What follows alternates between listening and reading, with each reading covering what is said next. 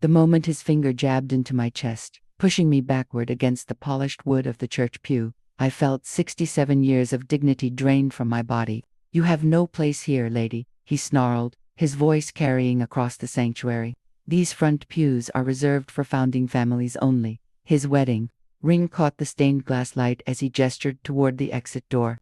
23 people turned to stare. I counted each shocked face, feeling my cheeks burn hotter with every pair of eyes. The scent of lemon polish and old hymnals filled my nostrils as I struggled to breathe. Clutching my purse with trembling fingers that had sewn altar cloths for this very church for over 40 years, I would have left. God help me. I was halfway to standing, knees cracking in the silence, when Father Michael appeared beside us. Without a word, he knelt beside the pew, his arthritic fingers tracing the small brass plate I'd never noticed before. "Mrs. Eleanor Matthews, 1956. He read aloud, then looked up at the man, Richard Holcomb, the new chairman of the parish council, with the calmest expression I'd ever seen. "I believe she has exactly the right place here, Richard. Her grandmother's name is quite literally engraved on it." The hush that followed felt like the moment after a thunderclap. When the world holds its breath before the storm truly begins. I've lived in Millfield, Connecticut all my life, 67 years in the same town where my mother was born, and her mother before her. The kind of place where family names carry weight, where tradition matters more than trend, where belonging is something you inherit like silver or china. St. Augustine's Episcopal Church stood at the center of it all, its red brick and white spire visible from almost anywhere in town. I was baptized there in 1958, married there in 1977, buried my husband Frank there in 2012. The church was as much a part of me as my own heartbeat, its rhythms marking the passages of my life like punctuation. I'll tell you exactly when that changed. The precise Sunday morning when the church I loved became a battlefield I never wanted. My name is Eleanor Matthews, Ellie to my friends, and until 6 months ago, I had never been the center of a church scandal or the subject of emergency parish council meetings. I lived quietly in the white colonial on Maple Street that Frank and I bought when we married, tended my garden, volunteered at the food pantry on Thursdays, and sat in the same pew every Sunday, third from the front on the left side, where my grandmother had sat, and my mother after her. In Millfield, these things mattered: consistency, tradition, knowing your place and keeping to it. Frank used to joke that in our town, changing where you sat in church was more controversial than changing political parties. "At least with politics, folks expect some foolishness," he'd say with a wink.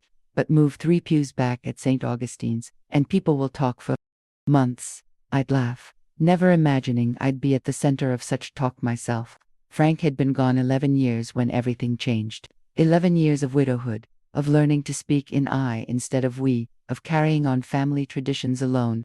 Our daughter Catherine lived in Seattle with her husband and our grandchildren, visiting twice a year with photos and stories that made my house feel too empty when they left. But I had my routines, my friends, my church, especially my church, where every Sunday I exchanged the same greetings with the same people before sitting in my family's pew, third from the front, left side, beneath the stained glass window of St. Cecilia playing her harp. That's where I was the first time I noticed Richard Holcomb watching me with narrowed eyes. The Holcombs weren't Millfield people, not really. They'd moved in 3 years earlier, buying the old Simmons estate on Hillcrest Avenue, a sprawling Tudor mansion that had stood empty for years after the last Simmons died without heirs. Richard was something important in finance, though no one seemed quite sure what, exactly. His wife Meredith chaired 3 fundraising committees within months of arriving. Their twins, perfectly matched 14-year-olds with orthodox braces and unlocked phones, attended the private academy in the next town over. The Holcombs made large donations, hosted lavish parties, and joined the country club before their moving boxes were unpacked. Within a year, Richard was on the parish council. Within 2, he was its chairman, replacing gentle George Winters, who'd served for 15 years before his Parkinson's made holding a gavel too difficult. That Sunday in May began like any other. I arrived at 10:15 for the 10:30 service, parked in my usual spot beneath the old oak tree, and chatted with Doris Miller about her new hip replacement before making my way inside. I nodded to Father Michael, placed my offering envelope in the brass plate, and moved down the left aisle toward my pew. I remember noticing that someone had placed fresh flowers beneath St. Cecilia, pink peonies that reminded me I needed to cut my own soon.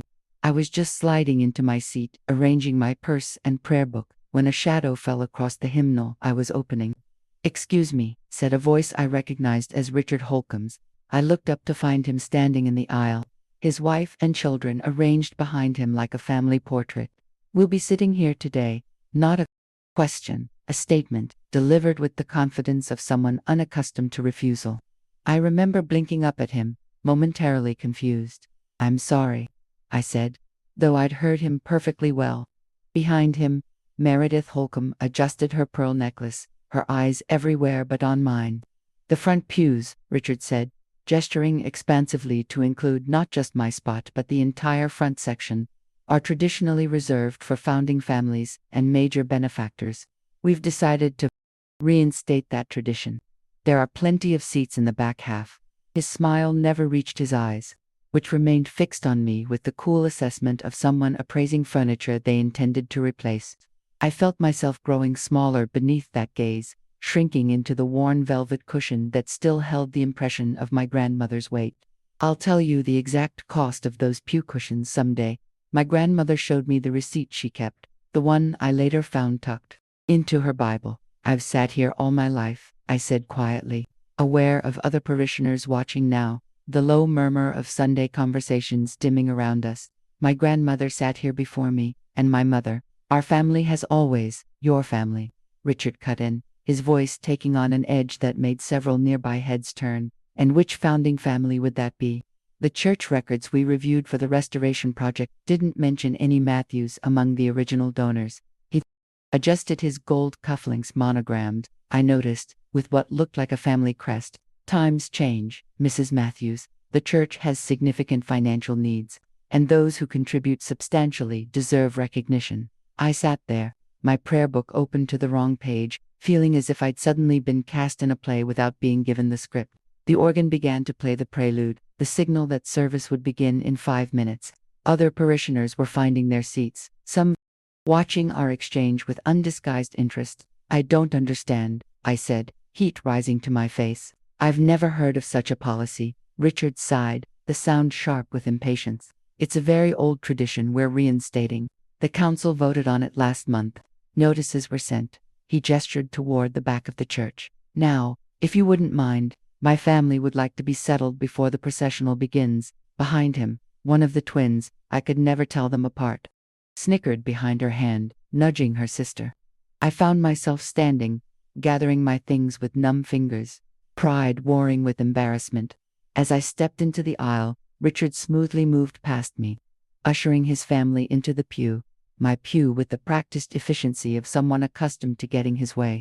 I stood for a moment, adrift, before Ruth Simmons from the Altar Guild touched my elbow and whispered, "Come sit with me, Ellie." I followed her to a pew near the back, my cheeks burning, aware of the glances following me. When did a church become a place where your worth was measured by the size of your donation? When did the community I loved become a hierarchy I didn't recognize? That first Sunday, I told myself it was a misunderstanding. I hadn't received any notice about changed seating policies. Perhaps it had been lost in the mail, or perhaps at 67 I was becoming forgetful. I sat through the service in a daze, my responses automatic, my mind replaying Richard's words. After the final hymn, I waited to speak with Father Michael, but he was surrounded by parishioners, Richard Holcomb prominent among them. Instead, I drove home to my empty house, made a cup of tea, and tried to dismiss the hollow feeling in my chest. Change happens, I told myself. Things evolve. Perhaps this was simply progress I didn't understand.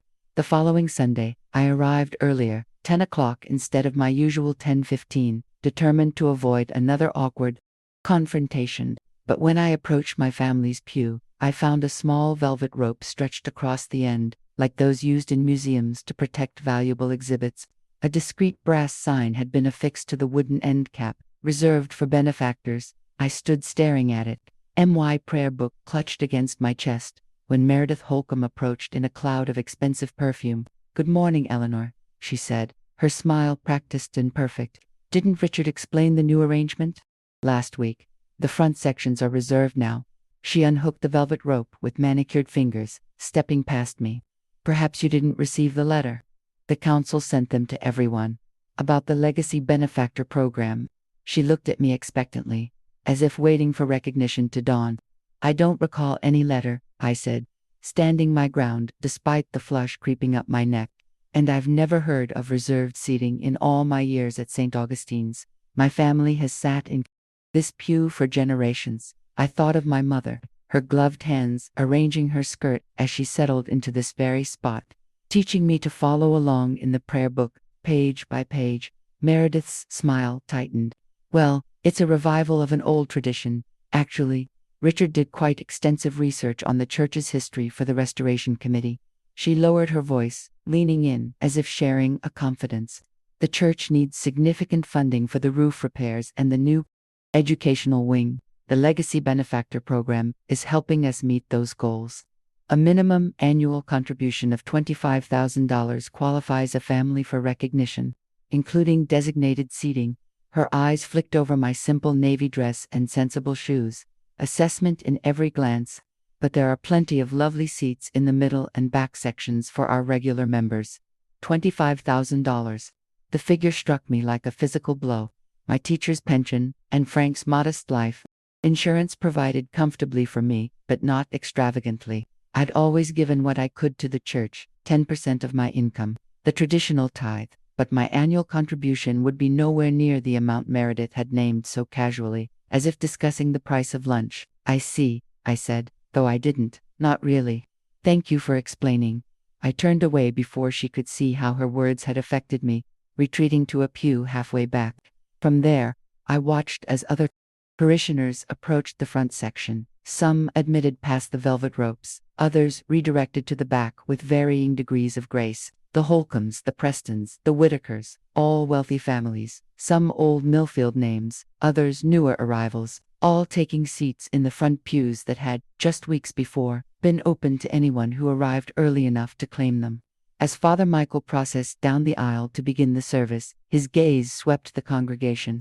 I saw his step falter slightly as he noted the new arrangement, a momentary hesitation as he observed the segregated seating, but he continued forward, his face composing itself into its usual benevolent expression. Had he approved this change, or was this Richard Holcomb's initiative, presented to him as a fait accompli? I would ask him, after the service, I decided. Surely Father Michael, who had known my family for decades, would explain what was happening. But after church, Father Michael was once again surrounded, this time by parish council members engaged in what appeared to be an intense discussion. Richard Holcomb's voice carried across the narthex. The financial realities are unavoidable. Father, the Legacy Benefactor Program is already generating the funds we desperately need. I slipped past them unnoticed, returning home with more questions than answers and a growing sense that the church I loved was changing in ways I didn't understand and wasn't sure I could accept. That night, I did something I hadn't done in years. I went into the attic, to the cedar chest that contained what remained of my mother's and grandmother's possessions. There, wrapped in acid-free tissue paper, were my grandmother's diaries, her church programs, her small collection of St. Augustine's memorabilia. If there had ever been a policy about reserved pews for benefactors, surely she would have mentioned it. My grandmother, Martha Ellington, before she married, had been meticulous about recording church matters. I spent hours that evening, reading by lamplight, paging through her neat script from the 1950s. There was no mention of any seating policy based on donations. Instead, I found references to the church's efforts to eliminate the old practice of renting pews, a common method of church funding in the 19th century that had been abandoned precisely because it created divisions among the congregation.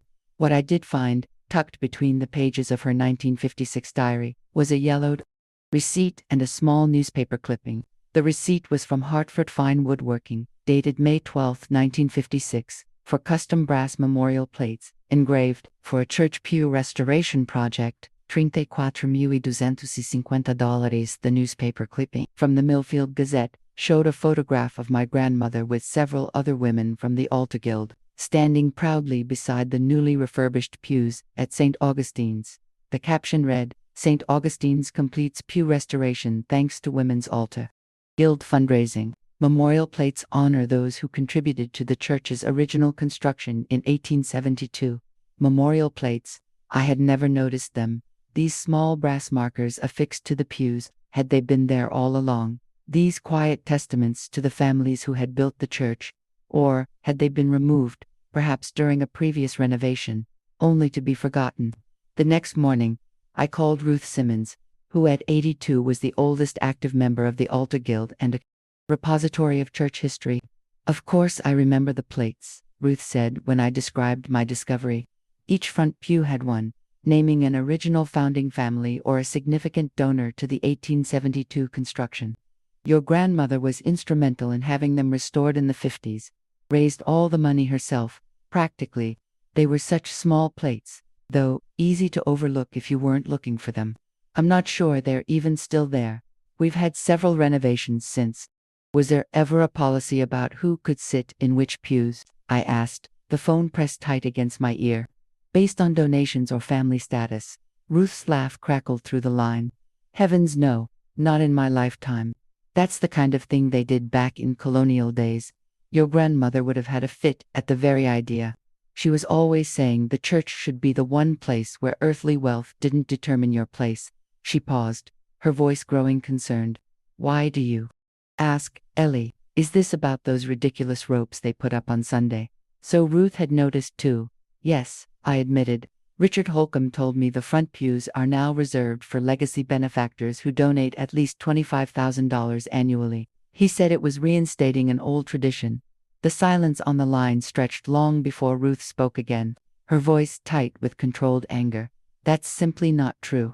We abolished pew rentals in 1903. It's in the vestry minutes. I was on the archives committee for 30 years. Ellie, we've never had reserved seating in my lifetime, nor in my mother's. Someone's rewriting history to suit themselves." She sighed heavily. "Things have changed since Richard became council chairman. So many decisions made without proper consultation. Father Michael is in a difficult position. The Holcombs' donations paid for the new roof. You know, after speaking with Ruth, I spent the day thinking about what to do. Should I confront Richard directly? Speak to Father Michael? Bring it up at the next parish meeting?"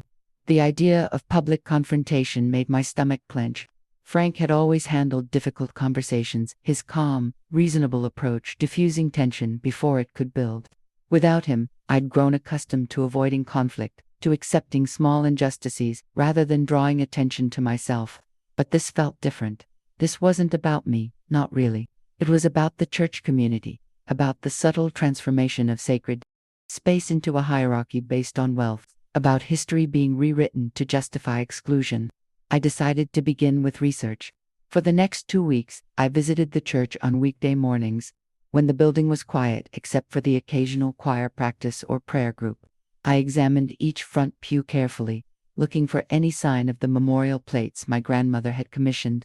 Most showed no evidence of ever having had anything attached, their wood smooth and unmarked. But on the third pew from the front, left side my family's pew, I found something. Small holes where screws had once secured something to the end cap, filled in with wood putty and stained to match. Evidence that something had been removed. The discovery left me both validated and more confused. If the plates had been there, who had removed them, and when? And why would Richard claim a tradition of reserved seating that Ruth Simmons, with her encyclopedic knowledge of church history, insisted had never existed?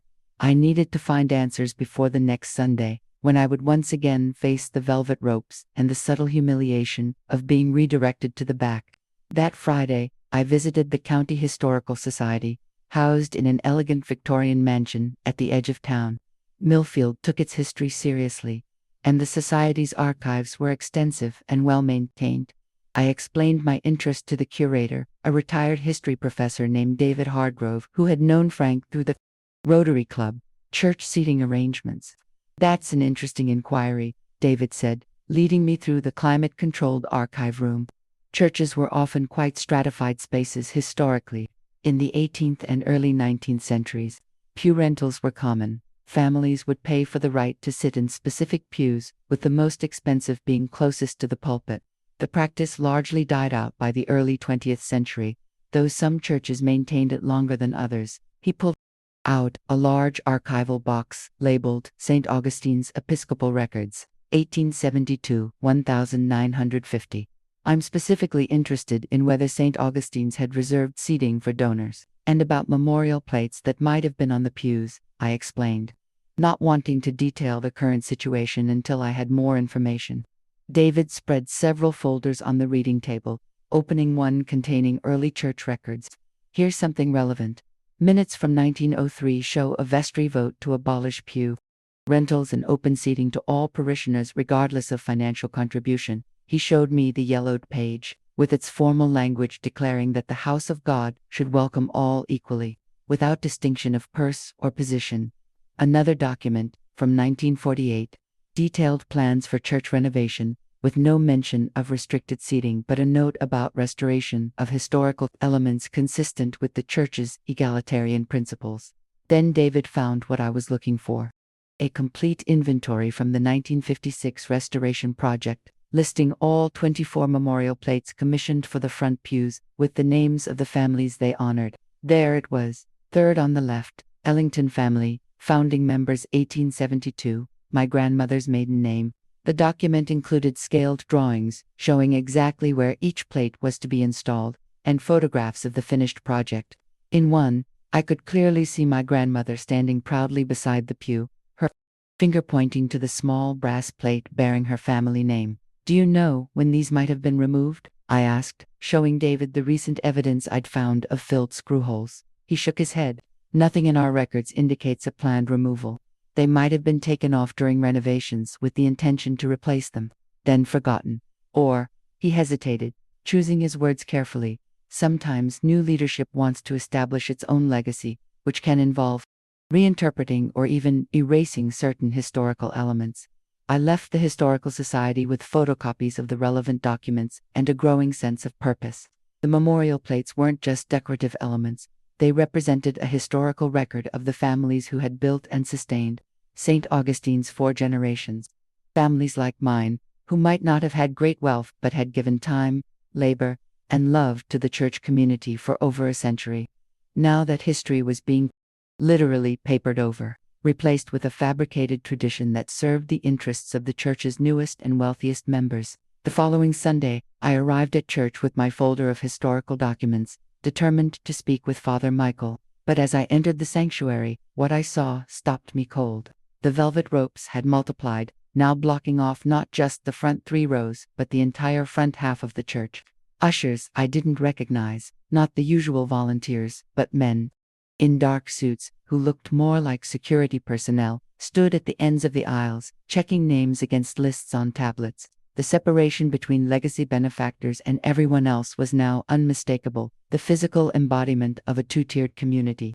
I approached one of the ushers, a young man with an earpiece who didn't meet my eyes as he asked for my name. Eleanor Matthews, I said, watching as he scrolled through his list, then shook his head. I'm sorry, ma'am. You'll need to sit in the general seating area, he said, gesturing toward the back half of the church. The reserved section is for legacy benefactors only. I've been a member of this church for 67 years, I said, my voice steadier than I expected. My family has worshipped here for 4 generations. I'd like to sit where I've always sat. I clutched my folder of documents, wondering if I should show them to this young man, who probably had no idea of the church's history. His expression didn't change. I understand, ma'am, but I have my instructions. If you'd like to become a legacy benefactor, you can speak with Mr. Holcomb about the program after the service. He turned slightly away from me, attention already shifting to the next person approaching. I felt a hand on my arm and turned to find Ruth Simmons beside me, her aged face flushed with indignation. This is outrageous, she whispered fiercely. I've already left 3 messages for Father Michael, but he hasn't returned my calls. The council is running roughshod over everyone, and half the congregation doesn't even realize what's happening. She nodded toward several elderly parishioners being directed to the back, confusion evident on their faces. They're told it's for their own safety to be closer to the exits. Can you imagine? As if we're fire hazards to be managed. Together, Ruth and I made our way to seats in the first unrestricted row, directly behind the velvet rope that now physically divided the congregation. From there, I watched as the Holcombs and other wealthy families took their places in the front, exchanging greetings and pleasantries as if nothing were amiss. Richard moved among them like a politician at a fundraiser, clasping hands, leaning in for private words, his laugh carrying across the sanctuary. The physical distance between the two sections of the church seemed to grow wider by the minute, a chasm opening between those who belonged and those who didn't. When Father Michael entered for the processional, his gaze swept over the transformed sanctuary. I saw his steps slow as he took in the new arrangements, the velvet ropes, the security personnel disguised as ushers. For a moment, something like pain crossed his face before his professional mask returned. Throughout the service, he seemed distracted, stumbling over familiar prayers, his sermon lacking its usual thoughtful coherence. When he spoke the words, "Let us offer one another a sign of peace," the traditional moment when parishioners turned to greet those around them, the division was starkest, benefactors exchanging the peace only with other benefactors, the velvet rope, a boundary few crossed. After the service, I waited in line to speak with Father Michael, my folder of Historical Society documents clutched to my chest like armor. Richard Holcomb intercepted me before I could reach him. "Mrs. Matthews," he said, his voice carrying just the right note of solicitous concern. "I noticed. You seem upset about the new seating arrangements. I want to assure you that these changes are for the greater good of St. Augustine's. The Legacy Benefactor Program has already raised over $300,000 toward our capital campaign." "Mr. Holcomb," I said, fighting to keep my voice even, "I've been researching the church's history. There's never been a tradition of reserved seating based on donations at St. Augustine's. In fact, the vestry explicitly voted to abolish pew rentals in 1903. I opened my folder, showing him the photocopied minutes, and there used to be memorial plates on the front pews, honoring the founding families. My grandmother's family was among them. Richard barely glanced at the documents. "Mrs. Matthews, with all due respect, churches evolve. What worked in 1903 isn't necessarily appropriate for the financial realities of 2023. St. Augustine's needs major renovations, expanded programming, competitive salaries for staff. Those require substantial funding." He lowered his voice, leaning in slightly. "Everyone wants to feel special, to be recognized for their contributions. The Legacy Benefactor Program simply acknowledges those who make significant sacrifices for our church's future. By dividing the congregation based on wealth," I asked, unable to keep the edge from my voice, "by creating a visible separation between those who can afford to give $25,000 and those who cannot. Is that what you think a church community should be?" His smile remained fixed, but his eyes hardened. "I think a church community should be sustainable, Mrs. Matthews. Sentimentality doesn't pay for roof repairs or staff health insurance. Now, if you'll excuse me," he moved past me toward Father Michael, effectively ending our conversation. I stood there, documents in hand, feeling simultaneously dismissed and more determined than ever. As parishioners filed out around me, I noticed something I hadn't before. Many familiar faces were missing. The Johnsons, who had attended for decades. The Martinez family, whose children I had taught in Sunday school. The elderly Campbell sisters, who had embroidered the altar cloths. Had they been pushed out by these changes, to hurt or angry to return? Or were they simply accepting what seemed inevitable, the transformation of our community into something unrecognizable? That night, I couldn't sleep. I kept seeing the velvet ropes, the security personnel with their tablets, the physical division of the sanctuary. Thought about my grandmother, who had raised funds to restore the pews and honor the church's founding families. About my mother, who had taught me that church was the one place where worldly distinctions shouldn't matter. About Frank, who would have found the right words to challenge what was happening without causing a scene. What would they do in my position? The answer came to me as I sat at my kitchen table at dawn, watching the sun rise over my garden. They wouldn't accept this silently. They would find a way to restore what had been lost, not just a seat in a particular pew, but the sense that St. Augustine's belonged equally to all who worshipped there. With shaking hands, I reached for the phone and called Ruth Simmons. "I've been thinking about those memorial plates," I said when she answered. "The ones that used to be on the pews, honoring the founding families. What if we could find them, or have new ones made? Restore that piece of history that's been removed." Ruth was silent for a moment, then said thoughtfully, "The old maintenance closet in the church basement, the one behind the choir room. That's where they used to store things removed during renovations. Hardware, fixtures, that sort of thing. If the plates were taken off deliberately, they might have been thrown away. But if they were removed during repairs with the intention to put them back, they might still be there. I finished her thought. Ruth, could we look? You must have keys. As Alta? Guild chair, former chair, she corrected me. Meredith Holcomb is chair now, but yes, I still have keys.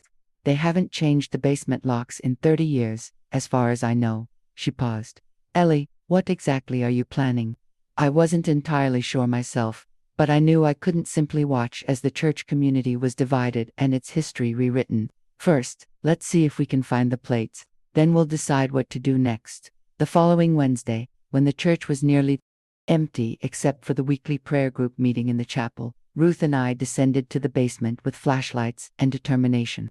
The maintenance closet was exactly as she had described, a cramped space filled with decades of accumulated church paraphernalia, dusty boxes of Christmas decorations, broken hymnals waiting to be respectfully disposed of, altar frontals in liturgical colors no longer used, and, in a wooden crate, beneath a stack of faded choir robes, 24 tarnished brass plates, carefully wrapped in cloth. They're here, Ruth whispered, holding one up to the light. Bradford family, founding members 1872. We unwrapped each one, finding all 24 listed in the Historical Society's inventory, including, miraculously, the one I sought, Ellington family, founding members 1872. Why would someone remove these and hide them away? I wondered aloud, running my finger over my grandmother's family name, the brass cold beneath my touch. Ruth's expression was grim. To erase history that doesn't serve current interests, to make it easier to claim there's a tradition of preferential treatment for wealthy donors. She carefully rewrapped the plates. The question is, what do we do now? Take them to Father Michael. I considered this. Father Michael was a good man, I believed, but he was clearly caught between Richard Holcomb's financial influence and the church's traditions. Would he act on this discovery, knowing it might jeopardize the funding for renovations, or would our evidence be politely acknowledged, then set aside in favor of pragmatic considerations? Not yet, I decided. First, I want to talk to some of the other longtime parishioners, the ones who've stopped coming or who've been relegated to the back like us. They should know what we've found. I took my family's plate, wrapping it carefully in my handkerchief and placing it in my purse. The others we returned to their crate, hidden once more beneath the choir robes, and I want to research the church bylaws. If there's a formal process for challenging council decisions, we should follow it. Over the next 2 weeks, Ruth and I worked quietly but steadily. We met with other displaced parishioners at my house, at the senior center, at the small cafe near the town square. We shared what we had discovered about the memorial plates, about the church's historical stance against preferential seating. Many had stories of their own, of feeling unwelcome in the church they had attended for decades, of being treated as less valuable because they couldn't afford to be legacy benefactors. Together, we studied the church bylaws and discovered that any decision affecting the physical arrangement or use of the sanctuary required not just council approval, but a vote of the full vestry, the elected representatives of the congregation. There was no record of such a vote regarding the new seating policy. We also learned that Richard had been selective in his historical research, highlighting practices from the early 19th century while ignoring the church's explicit rejection of those practices in 1903. He had presented the Legacy Benefactor Program to the council as a revival of tradition, without mentioning that the tradition in question had been deliberately abandoned over a century ago precisely because it contradicted the church's values of equality and inclusion. Armed with this knowledge, our group, which had grown to 15 parishioners, decided to attend the next vestry meeting. Scheduled for the first Tuesday in July, we would present our findings, show the recovered memorial plate, and formally request that the vestry review the Legacy Benefactor Program and the associated seating policy. It wasn't a confrontational approach, but a procedural one, working within the church's own governance structure, to address what we saw as a significant departure from its values and traditions. The evening of the vestry meeting arrived hot and humid, the air heavy with the promise of a summer storm. I dressed carefully in my best navy dress, the one I had worn to Frank's funeral, and pinned my grandmother's cameo to my lapel. The brass memorial plate, polished to a warm glow, rested in my purse alongside copies of the historical documents and church bylaws. Ruth and I arrived early, taking seats in the parish hall where the meeting would be held. Gradually, our group of concerned parishioners filtered in, nodding to one another, their presence a quiet statement of solidarity. The vestry members arrived next, 12 elected representatives of the congregation, including Richard Holcomb as council chairman. I knew most of them personally. Margaret Wilson, who taught piano to generations of Millfield children. James Patterson, whose family owned the hardware store on Main Street. Newer members like Sarah Chen, a physician at Millfield Memorial Hospital, and Thomas Rodriguez, who had moved to town 5 years ago to take over the local pharmacy. These were thoughtful people, committed to the church's well-being. Would they understand what was at stake? Father Michael entered last, looking tired and drawn. Had the divisions in his congregation been weighing on him as heavily as they had on me? He called the meeting to order, moving efficiently through the standard agenda items, budget updates, committee reports, upcoming events. When he reached new business, Ruth raised her hand. "Father, if I may," she said, her voice steady, despite her 82 years. "A number of longtime parishioners would like to address the vestry regarding the new seating policy and the Legacy Benefactor Program." She gestured to our group, spread throughout the room. "We have some historical information we believe is relevant to the discussion." Father Michael looked surprised at the number of us present, but nodded. "Of course, Ruth, the floor is yours." Ruth stood, using her cane for support. For over a century, St. Augustine's has prided itself on being a place where all are welcome, regardless of financial means. In 1903, our vestry explicitly voted to abolish pew rentals because they created unhealthy divisions within the congregation. She nodded to me, and I distributed copies of the 1903 minutes to each vestry member. This decision reflected the belief that in God's house, there should be no distinction based on wealth or status. Richard Holcomb interrupted, his voice smooth but with an underlying edge. "With all due respect, Mrs. Simmons, church practices evolve. What was appropriate in 1903 may not serve our needs in 2023. The Legacy Benefactor Program is generating essential funding for our renovation projects and expanded ministries. We understand the church's financial needs," Ruth continued, unruffled. "But we question whether creating visible divisions within the congregation is the appropriate way to address those needs, particularly when the policy has been implemented without the full vestry vote required by our bylaws for changes affecting the sanctuary." She distributed copies of the relevant bylaw, highlighted for emphasis. A murmur ran through the vestry members as they examined the document. Sarah Chen looked up, frowning.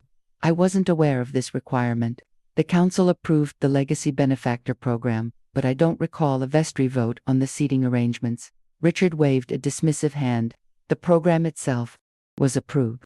The seating is simply an implementation detail, not a separate issue requiring its own vote." "I disagree," James Patterson said, studying the bylaw. "This clearly states that changes to the physical arrangement or use of the sanctuary require vestry approval. Restricting access to half the pews certainly qualifies as a change to the physical arrangement." The discussion continued, with vestry members raising questions about both the procedural issues and the broader implications of the policy. Some expressed concern about parishioners who had stopped attending. Others wondered whether alternative recognition for major donors could be found that didn't involve segregated seating. Throughout, Richard maintained that the financial benefits outweighed any temporary discomfort, that change was always difficult but necessary for growth. Finally, I stood, my heart pounding but my resolve firm. "There's something else you should know," I said, opening my purse and carefully unwrapping the brass memorial plate. Until recently, each front pew at St. Augustine's bore one of these, a plate honoring a founding family or significant contributor to the church's original construction in 1872. I held it up for all to see. My grandmother, Martha Ellington Matthews, led the fundraising effort in 1956 to restore these historical markers.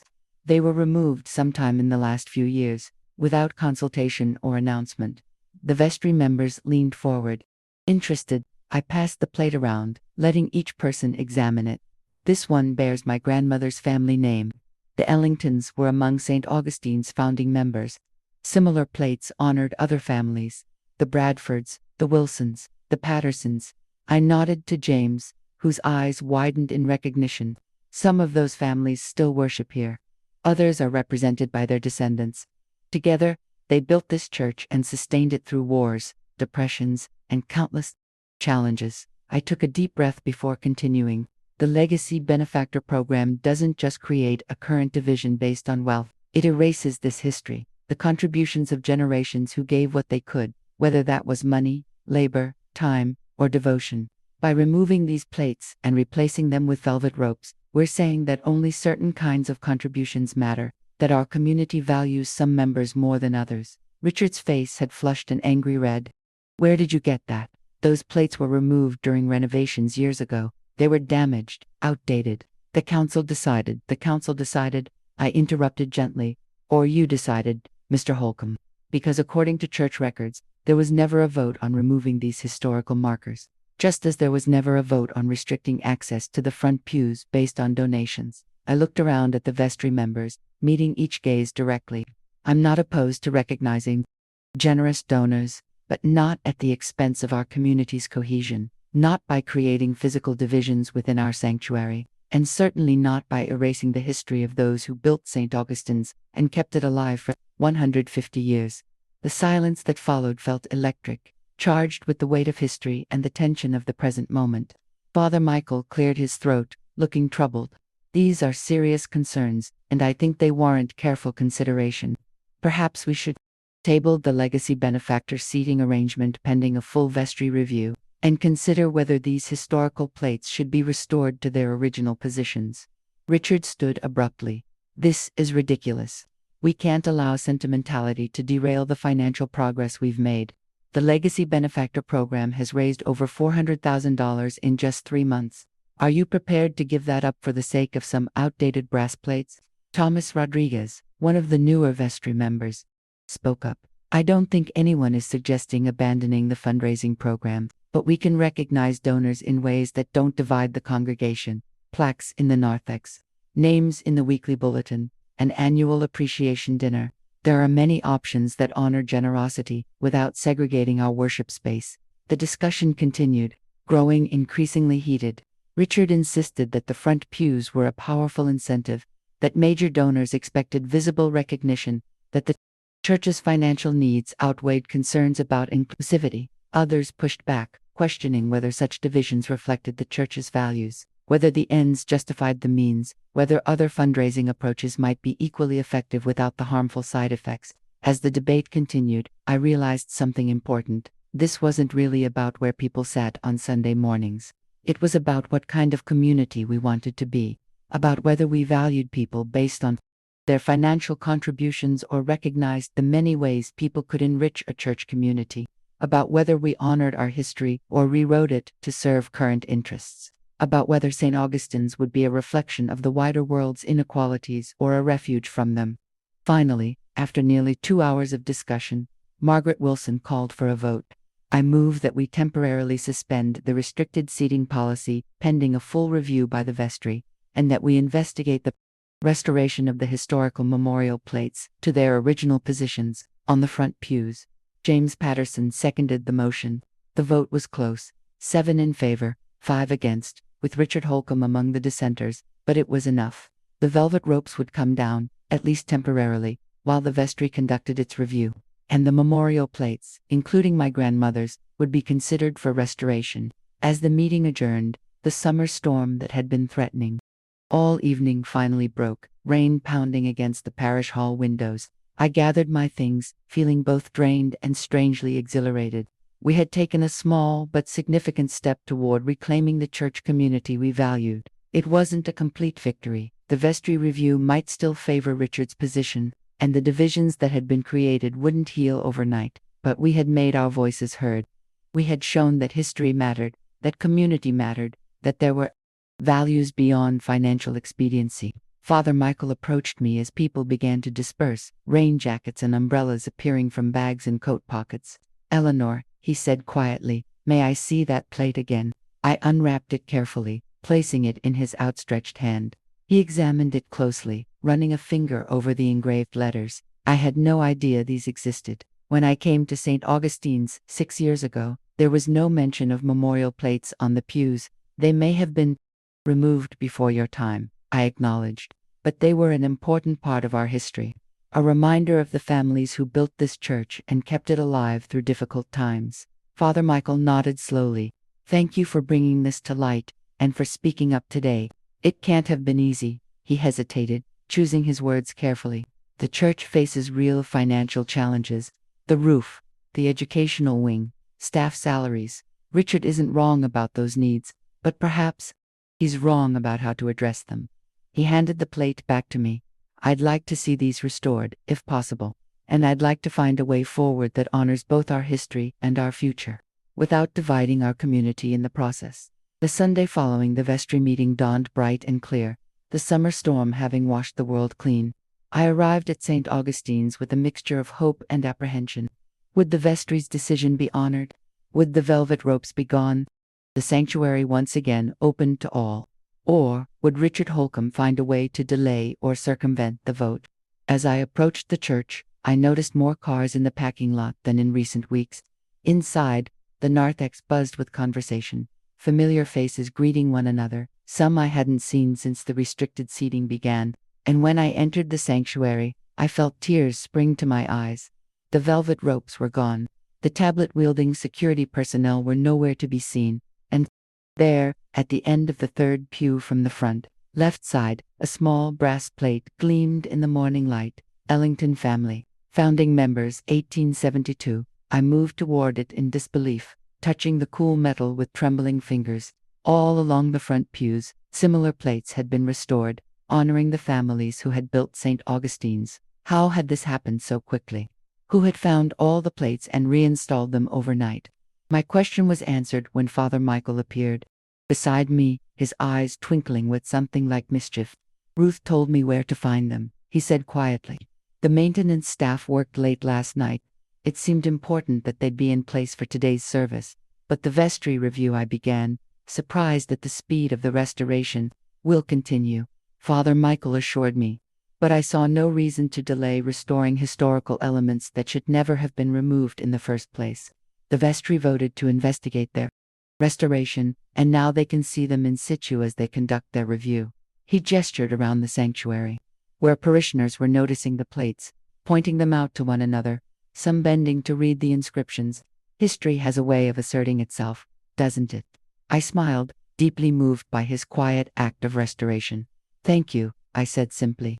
No, thank you, Eleanor, for reminding us all what matters.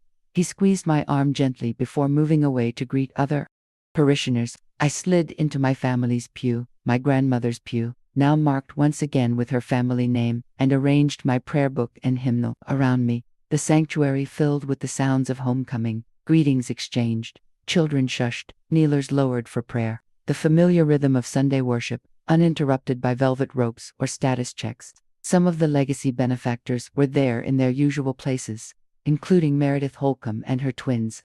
But Richard's seat remained conspicuously empty throughout the service. After the final blessing, as parishioners moved toward the exits, Father Michael asked everyone to remain seated for a brief announcement. As many of you know, our community has been engaged in some soul-searching recently about how we recognize contributions to St. Augustine's, both historical and current.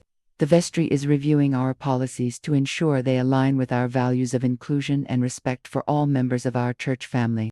Regardless of financial means, he gestured to the brass plates now visible on the front pews. You may notice that we've restored these historical markers honoring the families who founded St. Augustine's and contributed to its construction in 1872. These small reminders of our shared history had been removed during renovations and, unfortunately, not replaced. That oversight has now been corrected. His gaze swept the congregation, warm but serious. St. Augustine's has always been strengthened by diverse contributions, financial gifts, certainly, but also time, talent, service, prayer, and faithful presence. As we move forward, we will find ways to honor all these contributions without creating divisions within our community. He smiled. Now, I invite everyone to join us for coffee hour in the parish hall, where our new historical display will include information about these memorial plates and the families they honor. In the parish hall, a hastily assembled but impressive display featured photographs of the church's construction in 1872. The pew restoration in 1956, including the image of my grandmother I had found in the newspaper clipping, and information about each family named on the memorial plates. Parishioners gathered around, discovering connections to their own histories: a great-grandfather who had helped lay the cornerstone, an aunt who had served on the altar guild with my grandmother, a cousin who had sung in the choir for 40 years. It was there, examining the display with other longtime members, that I felt a presence beside me. I turned to find Meredith Holcomb, without her husband, studying the photographs with an unreadable expression. "I didn't know about these plates," she said quietly, not looking at me. "Richard never mentioned them. He just said there was a tradition of reserved seating for major donors that had been abandoned and should be revived." She finally turned to meet my gaze, her perfect composure showing the first cracks I had ever seen. "We wanted to make a difference here, to be part of the community. Richard said this was how it was done, that people would respect us if we took charge, made improvements." She looked away, her voice dropping almost to a whisper. "I didn't realize it would make so many people feel unwelcome. I wasn't sure how to respond to this unexpected vulnerability from a woman who had always seemed the embodiment of confident privilege, but as I looked at her, I saw something familiar in her eyes, the same longing for belonging that had driven me to fight for my place in the church. Different circumstances, different approaches, but perhaps the same fundamental desire. "Communities take time," I said gently. "They're built on shared history, mutual respect, working together through difficulties. You can't buy your way into belonging, but you can earn it, not with money, but with genuine participation." I gestured toward the historical display. "These families aren't honored because they were wealthy, but because they built something together that lasted, something that's still meaningful to us today." Meredith nodded slowly, thoughtfully. "Richard won't see it that way. He's already talking about taking our donations elsewhere, finding a church that appreciates us properly." She sighed, a small, tired sound. "But this is where our children are making friends, where I've started to feel at home. I don't want to start over somewhere else, just because the recognition isn't ostentatious enough." I felt a surge of empathy for her, caught between her husband's pride and her own emerging sense of connection to St. Augustine's. "Then stay," I suggested. "Be part of rebuilding this community. Your contributions, all of them, not just financial, are valued here. And perhaps in time, your family's name will be added to our history too, not because you bought the privilege, but because you earned it through genuine commitment." She didn't respond directly, but the considering look in her eyes gave me hope that the divisions in our church community might eventually heal, not through compromise or capitulation, but through a renewed understanding of what truly made a church a spiritual home: shared values, mutual respect, a sense of belonging that couldn't be purchased but could be cultivated through authentic participation.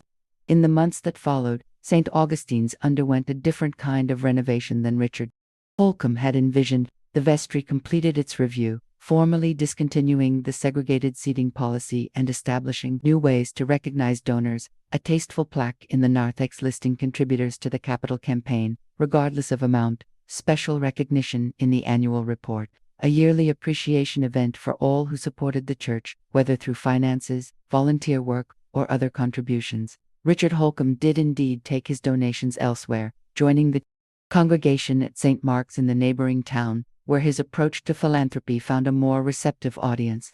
But Meredith and the twins remained at St. Augustine's, gradually integrating into the community on its own terms. She still chaired fundraising committees and hosted events, but with a growing sensitivity to inclusion, making sure longtime members felt valued alongside newcomers, and wealth was not the primary measure of contribution. The memorial plates became a source of pride and connection, with parishioners bringing visitors to see their family names, children tracing the engraved letters with curious fingers, newcomers learning about the church's history through these tangible links to the past. Father Michael incorporated them into his new member orientations, explaining how St. Augustine's had been built and sustained by generations of faithful service in many forms, and I continued to sit in my grandmother's pew each Sunday, beneath the stained glass window of St. Cecilia, surrounded by the community I had helped preserve, not because I had any special right to that particular spot, but because it connected me to those who had come before my grandmother with her fundraising determination, my mother with her quiet faithfulness, Frank with his steady presence. History mattered, Belonging mattered. Community mattered. Some things were too valuable to be bought or sold, too essential to be divided by velvet ropes or price tags. If you're listening to my story, maybe you've felt it too. That moment when something you took for granted is suddenly threatened, when a place or tradition that formed part of your identity is changed without your consent. Maybe you've wondered whether to speak up or stay silent, whether to accept the new reality or fight for the old one. Maybe you've asked yourself, what truly matters? What's worth defending? Where do I belong? These aren't simple questions, and they don't have universal answers. What I learned through my small church battle was this: communities need both tradition and innovation, both history and adaptation. They need people who remember where we've come from and people who imagine where we might go. They need wealth and resources, yes, but they also need wisdom, experience, institutional memory, diverse perspectives. Every contribution matters. Every voice deserves respect. So if something you value is threatened, look deeper. Find the history, gather your evidence, build your case. Speak up, not in anger but in love, for what matters to you. Find allies who share your concerns. Approach the situation with respect for all perspectives. Work within existing structures when possible. And remember that sometimes, victory isn't about winning a fight, but about reminding a community of its core values, its shared history, its reason for being.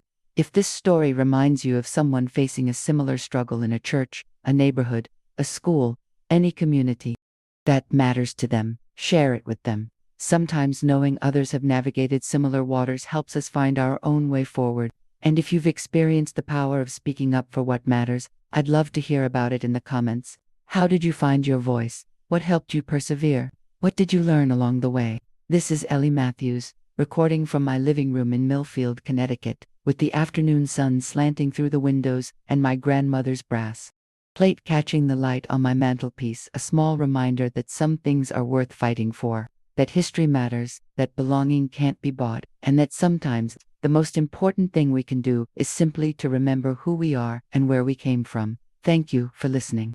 Don't forget to subscribe for more stories from ordinary people facing extraordinary moments. And remember, your voice matters, your place matters, your history matters. Never let anyone convince you otherwise.